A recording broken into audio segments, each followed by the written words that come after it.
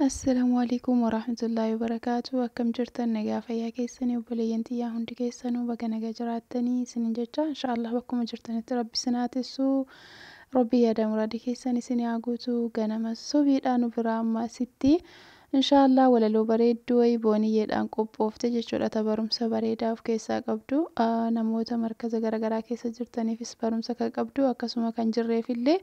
إن شاء الله ولا لو كان ولين نجي فنا let's go. Injiraan cemuru Allah andi argan yaa suddadan abro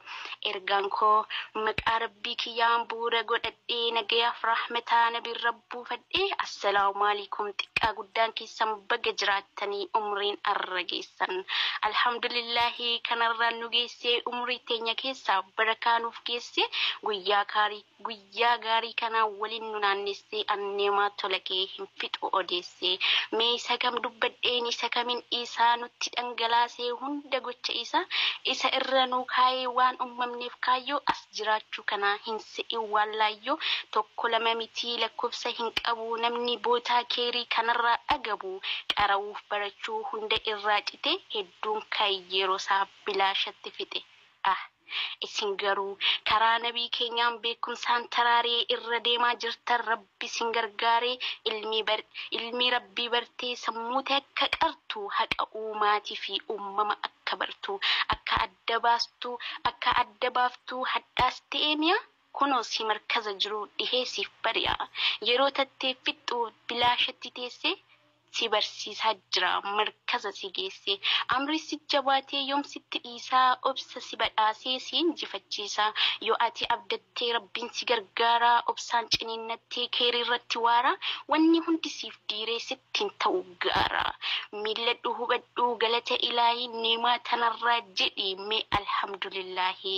baga gammaddan kaa warri barattootaa xiqqaa guddaan jenne dhiiraaf dubartoota warri eejjaa jirtan tan ilmiidhaa of qofa'u miti yaadanis dhaloota namni tattaafatee wallaalaa mo'ata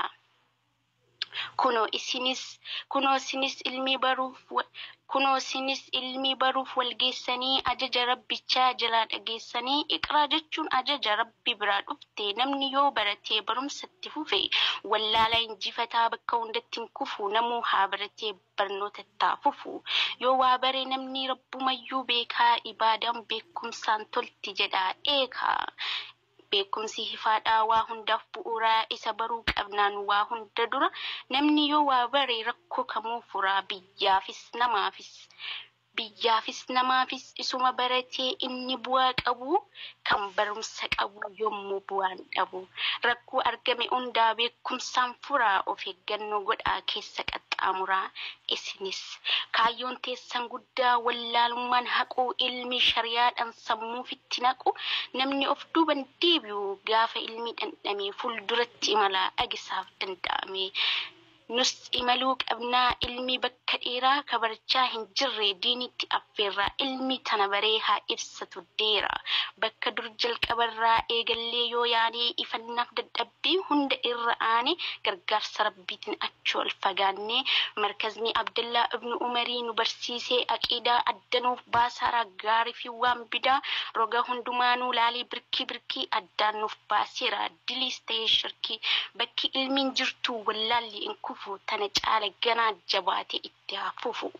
markazni Abdallaa ibnu Umarii gaheen isaa guddaa ilaala yaa firaa barattoota hundaa nuuf oomishaa jira hedduun alif baa jechuun asitti waa baree quraana xumuree aqiidatti taree nama gammachiisaa hedduu akka malee kan duraa caala cimee haa ifu dabalee የመርከዝ ኡስታዜ ኩትኳች አሳዳጊ ሞክሮ አስተካካይ የድገት ፋና አዋቂ ለኔ መልካም በጎ እንደናት አባቴ በእውቀት ገንብቶኝ ከስር መሰረቴ ለዓላማ ቀርጾኝ ለነገው ስኬቴ ታላቅ ነው ኡስታዜ ስንቄ ነው ለህይወቴ